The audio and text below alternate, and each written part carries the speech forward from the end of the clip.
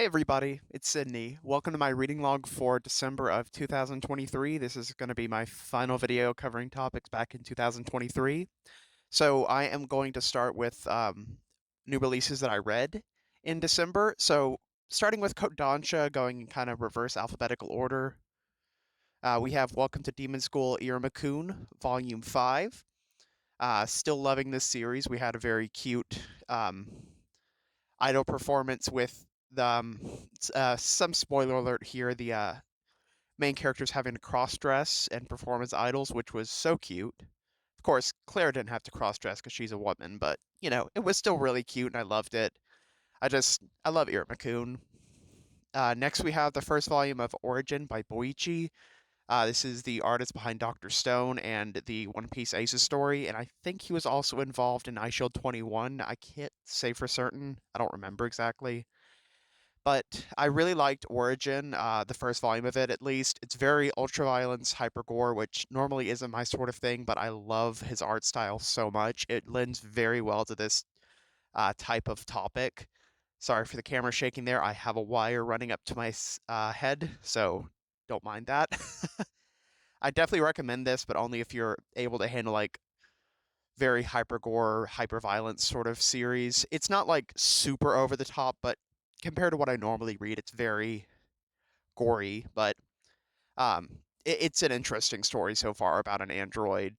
Well, I mean, spoiler alert, but you can tell from the cover that he's an android who is basically, if I remember correctly, trying to take down the other androids. I really enjoy it. The art style is fantastic. Then we have Bomba, the one shot by Osamu Tezuka. This is probably my favorite Osamu Tezuka work so far. Um, it does. Oh, it has a little bit of that edge that some of the older Tezuka works do. It's very mature, deals a lot with psychological issues, but I think it's a well written, good story. It has these weird I don't know if you can tell well on the camera, um, kind of jagged edges, which look cool, but it makes it a pain to try and flip through the book. Then we have A Condition Called Love, Volume 5. This is still a cute, enjoyable series for me. It's a nice shoujo romance, a nice shoujo high school romance, I should say. We're kind of seeing in this volume. See, I think it's a lot with a lot of these romance series. It's hard to remember exactly what happens in the volume because it's not like there's major fights or anything. It's just like interpersonal development. Let's see. We do have more development with one of the side characters, at least in this volume. But yeah, it's a pretty good shoujo romance. Then we have Super Morning Star Volume 2. I enjoyed this one somewhat. I like the art style of Super Morning Star, and I like the drama that goes on between the main characters. Not too much to say about it though. Then we have Rent a Girlfriend, Volume 22. This is starting after. I can't remember if the movie arc ended a couple volumes ago or very recently, but it seems like we're kind of starting a new arc in this volume, and I'm still really enjoying it. Some of the characters are just becoming not nice people, but I mean, they're all very goal oriented. We can just say that. Next, we have My Lovesick Life as a 90s Otaku. This was a fun series, kind of recounting a housewife's life when she was in the 90s in school, hiding her otaku-ness from this cute boy she likes, who, plot twist, turns out to probably not like otakus that much. I really enjoyed this. It has a lot of really cute references, and it's a very cute series. Then we have the first volume of Magic Knight Ray Earth. This is the original series in a paperback edition because sometimes I'm just not huge on the hardcovers, and I know that the paperback started coming out this very recently. So I picked this up and I read it, and I really do enjoy the art style and the story so far. I like the different distinct characters and their personalities matching with or counteracting off each other. Then we have Touring After the Apocalypse Volume 4. I'm still enjoying this series. Again, I don't remember too much about this volume. Oh, yeah. Some stuff happens in this volume I kind of don't want to spoil because it's very weird and kind of out there.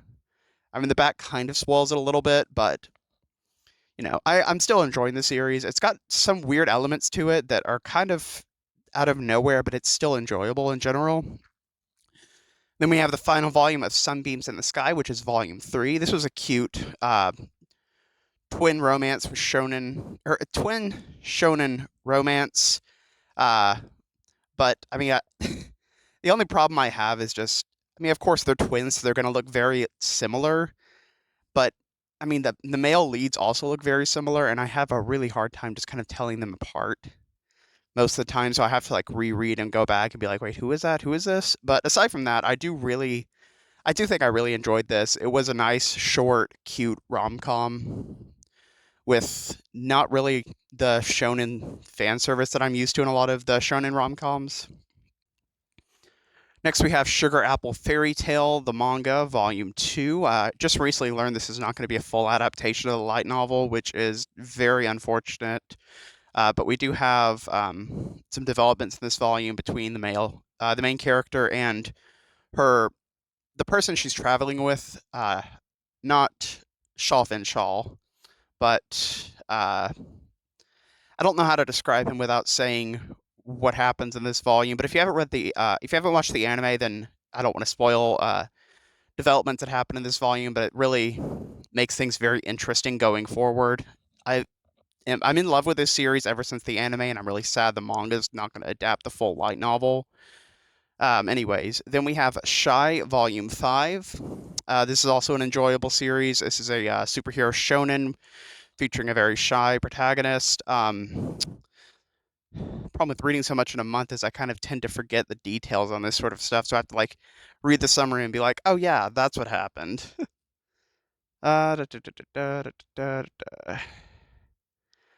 Oh yeah, Shy has to take on a lot of responsibility this volume. We also have a new character introduced that she gets to befriend and learn about. It's still really enjoyable so far, just not a lot of details I remember. Then we've got the Illustrated Guide to Monster Girls, Volume 2. I'm very middle of the road on this series. Sometimes I really like it. Sometimes I feel like it's a drudge to get through.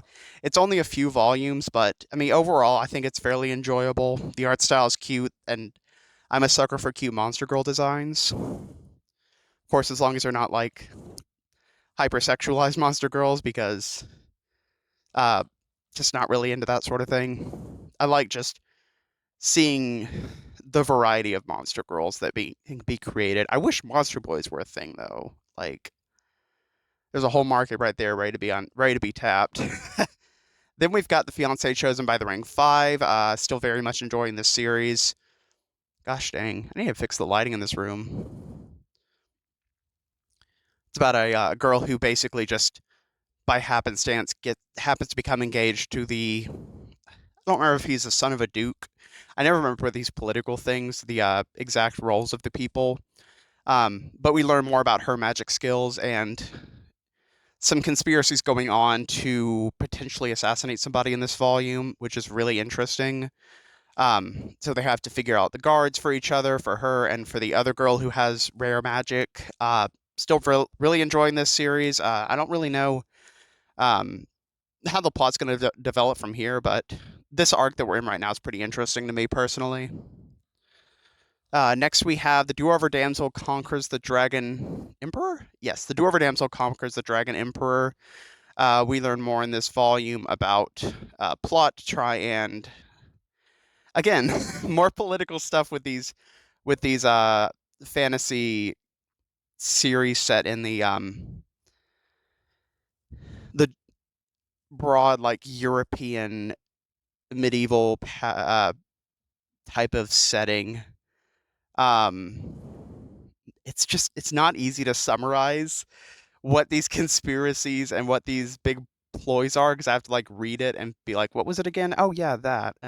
I'm still enjoying this series though. Again, the age gap's the only weird problem, but hopefully things with that get resolved, so it's not going to just stay lingering over the series. Next, we have Tog Oni, Volume 2. 2, right? Yeah. A lot of weird developments in this volume. A lot of dream sequences and things that are hard to follow, but I'm still very much enjoying it. It's still really interesting learning about these different gods in Japanese folklore and mythology and how they apply to the story right now. kind of like an adventure fantasy story, but I do really like it. Next, was that, when did I start on Yen Press? I didn't even say I started on Yen Press. I finished Kodansha and then started on Yen Press, and I forgot to say anything. Rolling my eyes, but you can't tell behind my head. So, next, I'm getting into the oversized Yen Press slash Ize Press releases. We've got Not So Wicked Stepmom Volume 2. Really loving this series. It's kind of like a villainess series. But basically, the main woman is just obsessed with loving her daughter and giving her everything she wants because her daughter is kind of mistreated by her past self and her current father. And she's also a seamstress, so she likes to be very selective with the fabrics and things like that.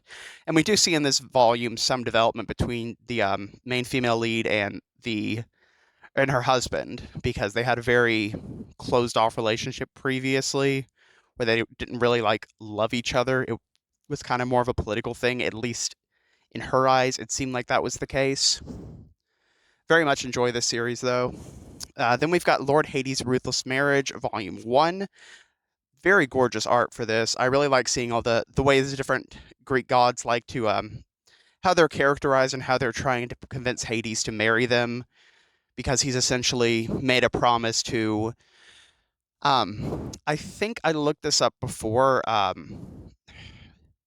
the woman's name that saves him, because he has an arrow planted in his head from Eros, and spoilers, she's able to remove it without him falling in love. But the woman who does that, her name's not Persephone, but from my research, her name is a different translation of Persephone. I can't say for certain. I didn't look too much into it, so it might actually be he ends up with her because she's Persephone. I don't know, but it's only the first volume, and I do enjoy like how the different gods are trying to seduce him and convince him that they're the perfect wife for him. Uh, I do kind of wish that maybe there'd be some gay stuff in there, but I always want gay stuff in everything. It's my agenda. Then we've got the Horizon Volume 3. I very much enjoyed this series. It was a really interesting, dark, post-apocalyptic sort of adventure of two children. The final volume concluded kind of weird. It was like a lot of time jumping and a lot of weird characters introduced. That was a little hard to follow, but overall, I think it was still a very solid series. Next, I'm going to talk about the Geek X Hitman Volume 3. This is the final volume. Not that big of a fan of this volume personally. We got a lot into the Hitman backstory, and that kind of thing's just not extremely interesting to me. I like seeing how he is now with the otaku lifestyle versus how he was back when he was a hitman. But I mean, it's good character growth. I just personally I'm not really a fan of reading that type of thing, especially in a comedy series. But overall, it was a good series. I just like the first two volumes better than the last one. Then we've got the final Yen Press slash Ize Press release that I read in December, which is a Business Proposal Volume 3. Oh no, I can't hold things properly. This volume we have more of the development between the female lead and her boss, her like super boss. Not her direct boss, but like the president of the company, like way above her, and the second female lead and her I was gonna say partner, but then I don't think they officially start dating. Still very much enjoying this. Like it's an office romance with some twists of like uh, not knowing who the other person is and learning about the other person, and the main male being super super cold, which is, I don't know why it appeals to me. Probably says something weird about me, but I'm not going to look too much into that. Okay. Next, I'm going to get into let's see. I think next I'm going to get into shorter publishers, because I only got a few volumes from them. So first of all, I've got Team Phoenix by Udon. This was enjoyable for me. I do feel like I'm going to like it more once I actually am able to read all of these Tezuka series that all these characters are representatives of. But it's just like a fun space adventure so far. space action adventure kind of. It does get a bit hard to follow just if you're not super familiar with the characters, but it's still enjoyable. It's a series using Tezuka's characters with his um, the Tezuka Productions permission, of course, but it's written by a different author. I think Kenny Ruiz. Yeah, which I don't typically collect stuff by non-Japanese authors, but I do make an exception sometimes, especially when it's like adapting characters from well-known Japanese series like Tezuka stuff. Like that's the reason I became a patron of the Tezukomi project, and I'm looking forward to getting that release in and reading those series because those are just like reimaginings of some of Tezuka's characters.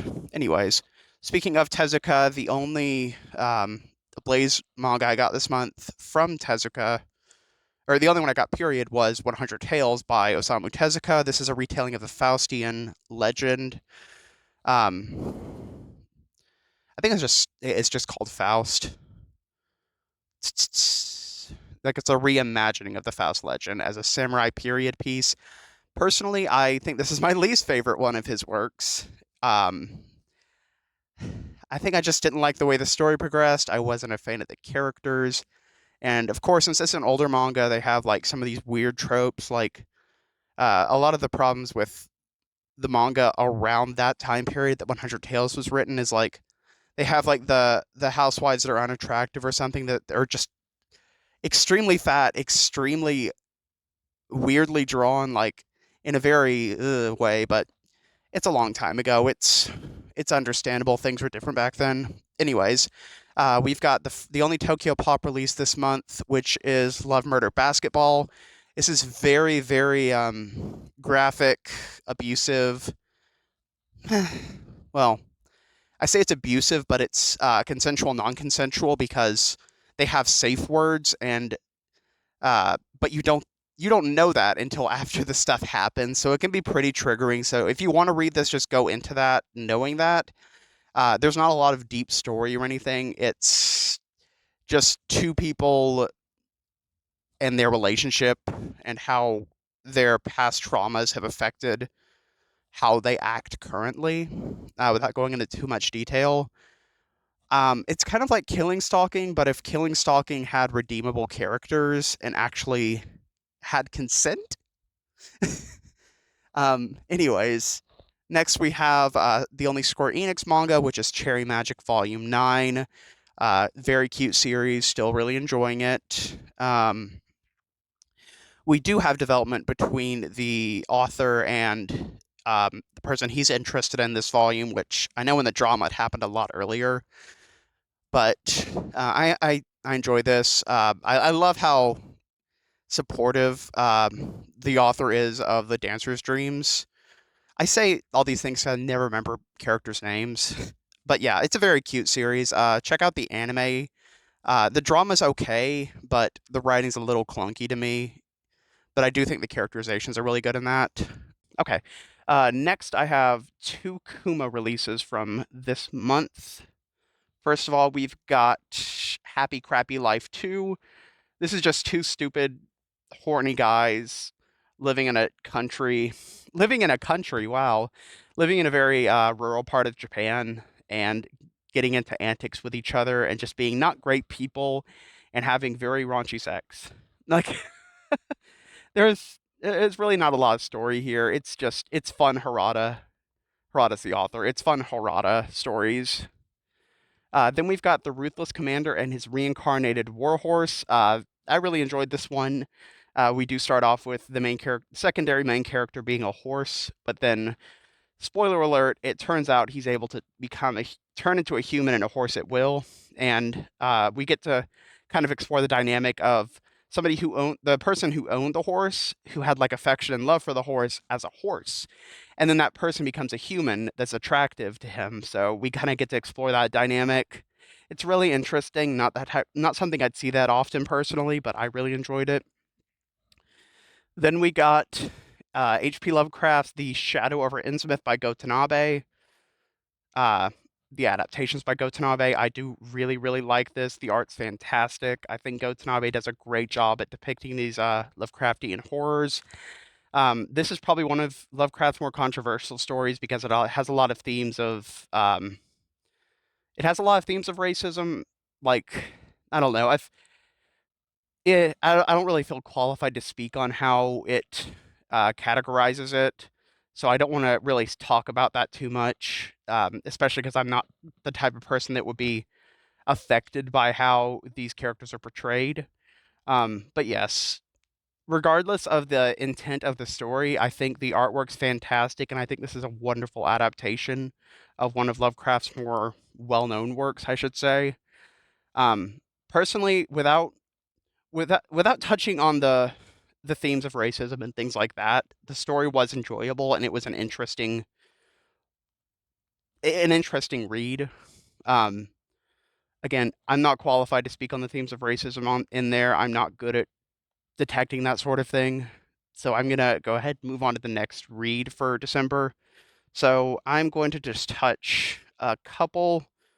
So you had one shoujo beat that was a standard size, and that was Rainbow Days Volume 7. I'm liking the series more as it goes along. I had a rough spot in the middle where I just kind of lost interest, especially because there's like one or two characters I'm just not a fan of.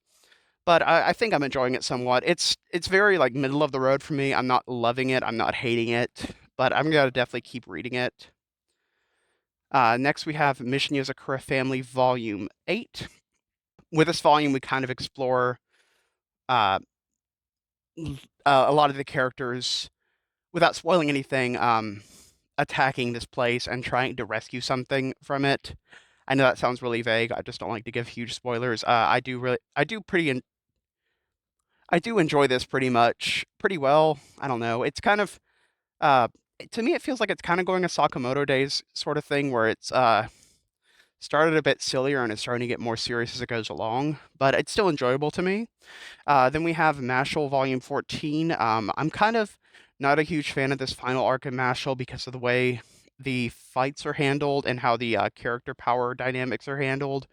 It does feel like things are just kind of written to just be like, okay, we're gonna finish, we're gonna finish. And it feels like some of these characters the power is not what would make sense for the power to be, but I'm probably looking too much into it. It's still enjoyable to read.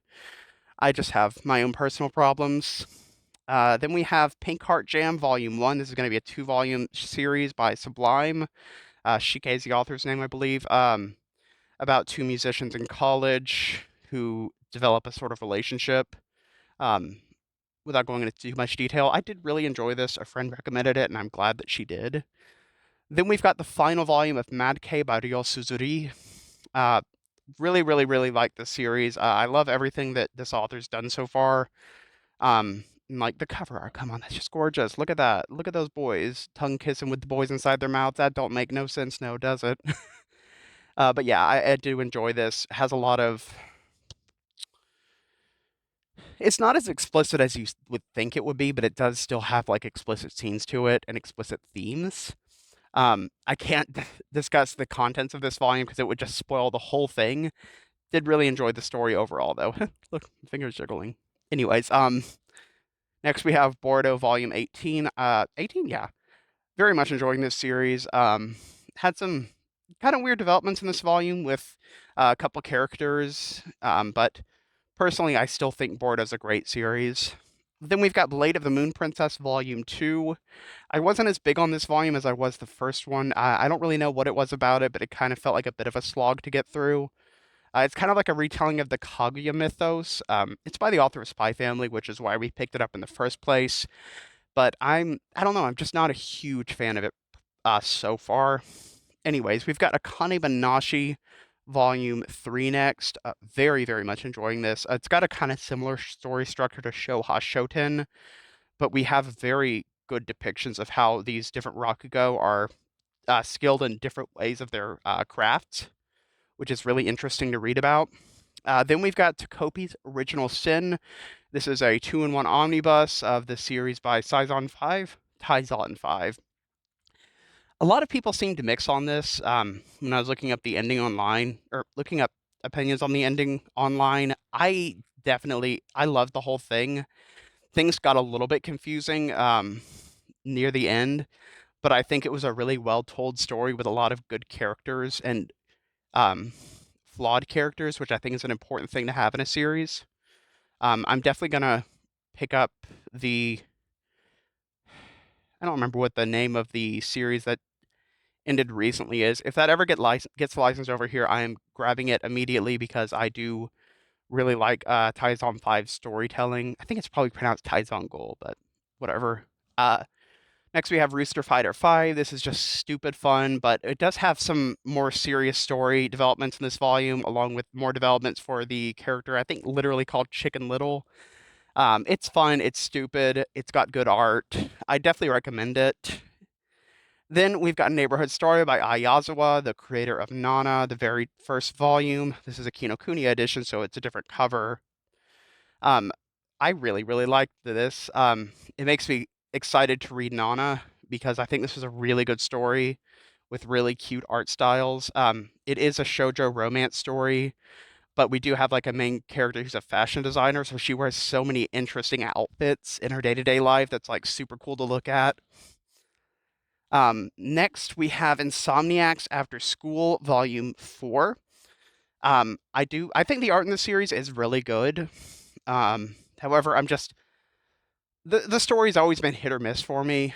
It's nice seeing the relationship development between the two characters, but it does kind of tend to be a little more boring to me personally. Like it's a bit slower to get through. Then we have the semi-final volume of Alice in Borderland. I can't grab things today. This is volume 8. I can't really explain anything in this volume because it's going to spoil a lot of stuff, but I do think this is a good series. I was mixed on it at first, and it's very much grown on me since then. The way the story structure is told is a little bit weird. Like we have a lot of flashbacks and jump cuts to different points in the story, which is a little weird, but I think it's still a good series. Then finally, for the releases that I read, the releases in December that I read, I'm gonna do Seven Seas, starting with the final volume of Futari Escape, a very cute GL series about a mangaka and her roommate who doesn't work, escaping the responsibilities by going on adventures and doing things together. It's a really good series. I'm very sad it ended right when I was starting to get really into it. Then we've got Ex Yakuza and Stray Kitten 4. This is an alright series about a little cat and a very serious ex Yakuza member who is running a cat cafe, and a lot of like misinterpretation of his actions as hostile when they're not. Um, we do have. I'm not a huge fan of the ending personally. It does feel like we just kind of went back to the status quo at the end without spoiling what happens. I think it's an okay series. It's mostly for my partner, but I do enjoy it. Then we've got the Delinquent Daddy and Tender Teacher Volume 2. Just two cute dads. Well, one cute dad and one cute guy who's probably gonna, I don't know, maybe become the actual, the dad and the teacher, and maybe, who knows, they might get together and be together to the point where they're considered two fathers. It kind of feels like Buddy Daddies, but if Buddy Daddies was actually gay, because I love Buddy Daddies, but was kind of annoyed that they just didn't end up being together. It just kind of bleh, I'm getting off topic. I enjoy this. It does get a bit explicit at times, but it's not like as explicit as a lot of BL series, and I don't think it's going to be that long either. Next, we've got Preface with a Two-Tailed Cat, Volume 1. This was a cute series about a cat who became a Nekomata after this man's wife passed, and he didn't really know how to take care of himself that well. Actually, no, I can't remember if he had to take. No, he knew how to take care of himself. I think the cat just turned into a Nekomata so he wouldn't be alone because they lived like very in a very rural mountain uh place. I don't think I liked this that much. It didn't have as much charm to me as I was hoping it would. My partner did really enjoy it though, so we're gonna keep picking that up for him.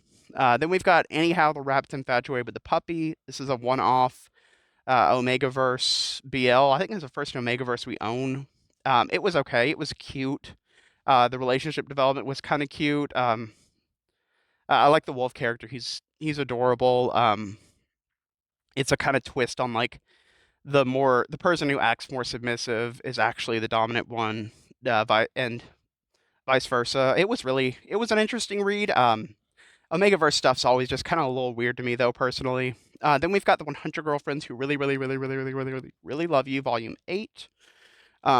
This had a new girlfriend that I really liked. I loved her personality and I loved the way she interacted with all of the other characters.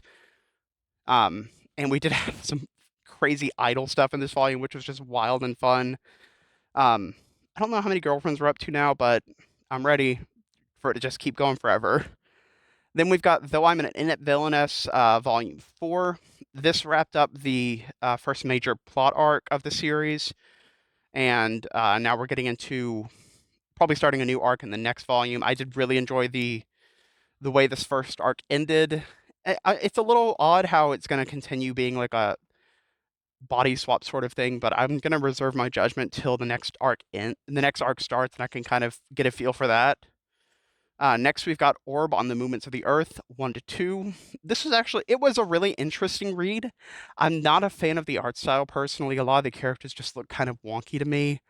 I only mention that because I'm very specific about art styles. That's one of the main things in manga that I look for, and I'm not a huge fan of this art style in particular, but I do think the story had a lot of interesting developments and interesting twists, and I think it's worth reading personally. Then we've got the Last Game Volume 3. See if there's. I really don't remember much about the series. I am still enjoying it. It does feel like the relationship's very slowly developing because the girl is very oblivious to his feelings. I don't really remember if much progress happens in this volume, but it's still enjoyable so far. Next we have Killing Stalking Volume 5. I'm just I don't know, it was like, okay, if the plot ends here, that would be fine, and then it didn't end, and it's just like, I don't know. I don't really have any further opinions about Killing Stalking. I'm just reading to see what's gonna happen. Like it's not a great series personally, in my opinion. Then we have Grandmaster of Demonic Cultivation Volume 4. I am still enjoying this, though it is a bit difficult trying to tell who's who because everybody wears very similar clothing and has very similar hairstyles, which is usually how I distinguish different characters. Um, yeah, I am enjoying it. It does take a bit long to read because I have to kind of flip back and see who's who. Uh, we don't have a lot of development between the main two leads in this volume, but we have just more general kind of like mystery story parts that happen. Then we've got Iliad Volume 1. I wasn't as big of a fan of this as I thought I would be. There was not a lot of like the BL romance until like the very, very, very end. It was a lot of setup and not a lot of payoff in this volume, but I'm reserving my judgment until the next volume because I think that's when things are actually going to start happening between the relationships. Um, I can't even remember the plot for that one. It's a lot. But yeah, anyways, we've got The Eccentric Doctor of the Moonflower Kingdom, Volume 4.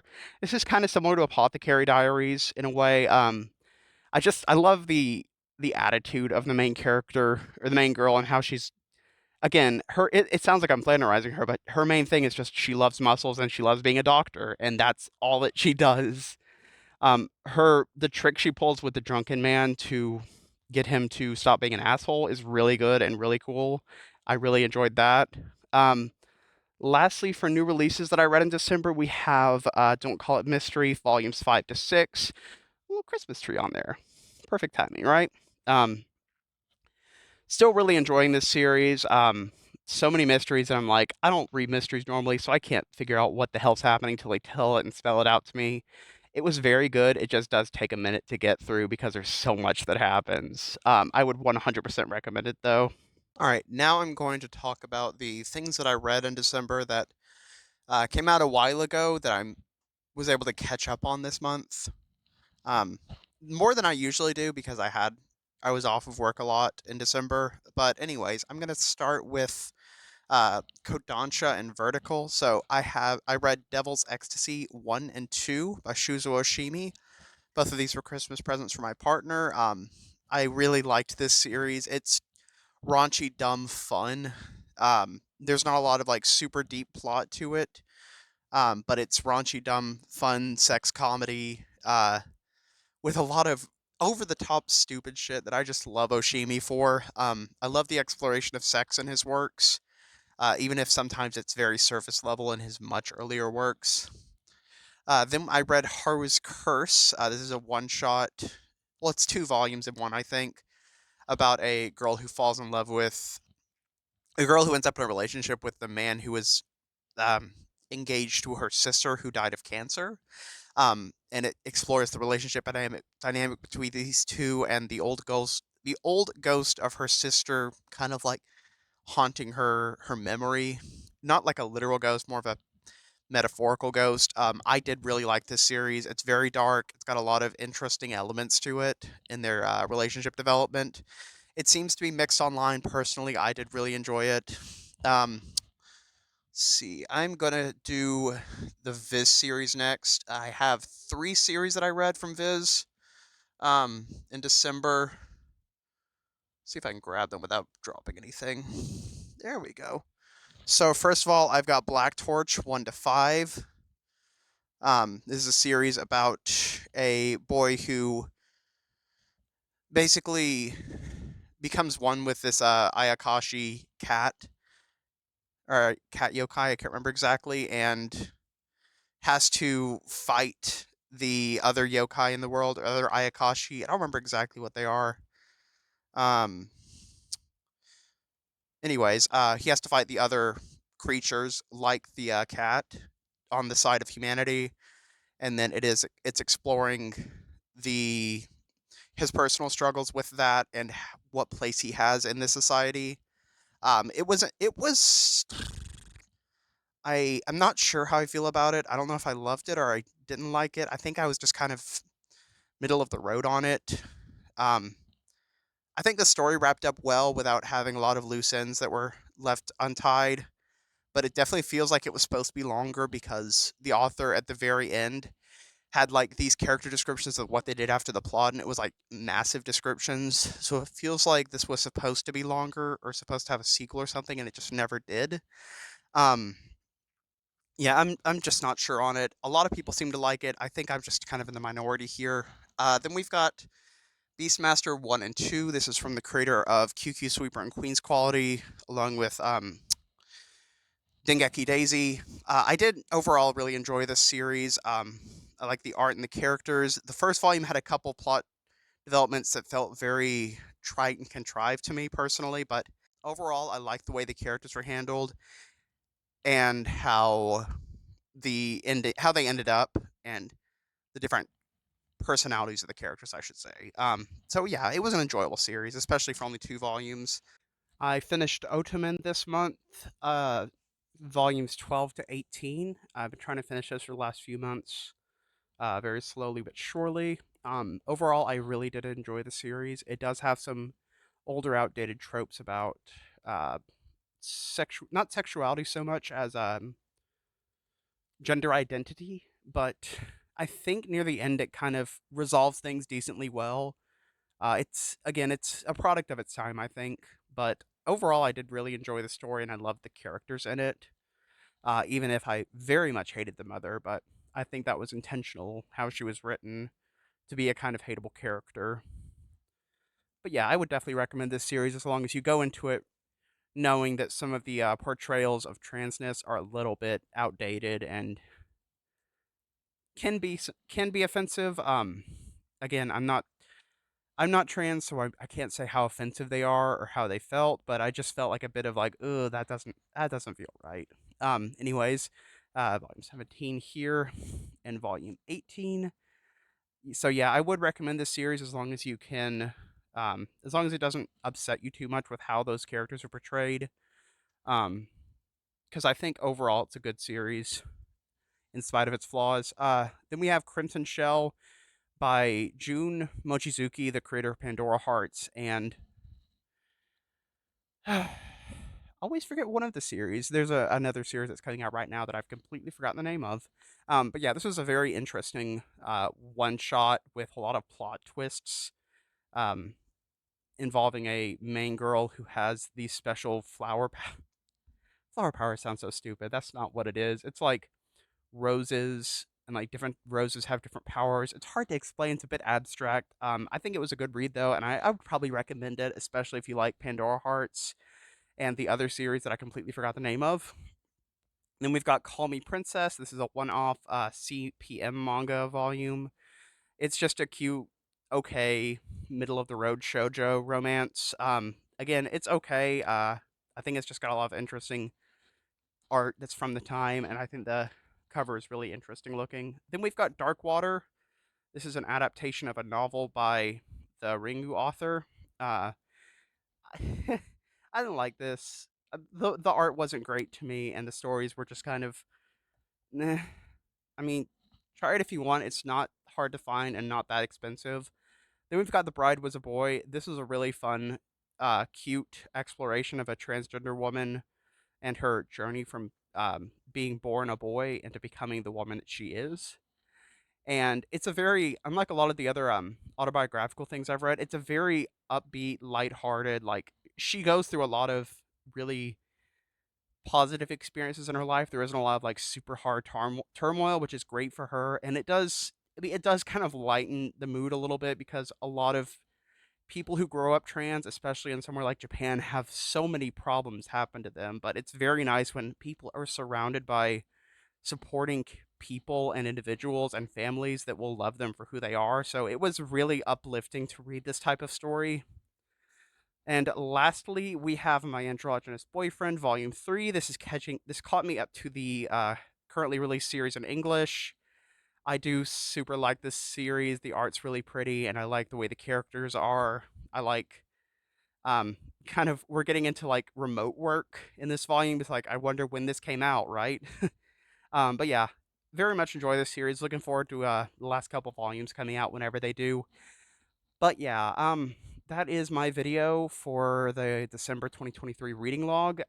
This is my last video for recorded on content from 2023. My next one should be the haul of January, which is going to come out probably middle-ish of February, depending on my work ethic. When it's cold outside, it does make this whole get up a little easier to wear, so I get less winded. But yeah, again, thanks so much for everybody who watched this far and everybody who's just tuning into the channel in general. Like I mentioned, because of the collection tour, I did have a good amount more people come to see the channel, and I do really appreciate that. If you have any opinions, feedback, comments, anything, just leave them below. And if you want to subscribe so you can keep seeing more of my lovely face and my wiggly fingers. God, that sounds stupid. Anyways, talk to y'all next month. Bye bye.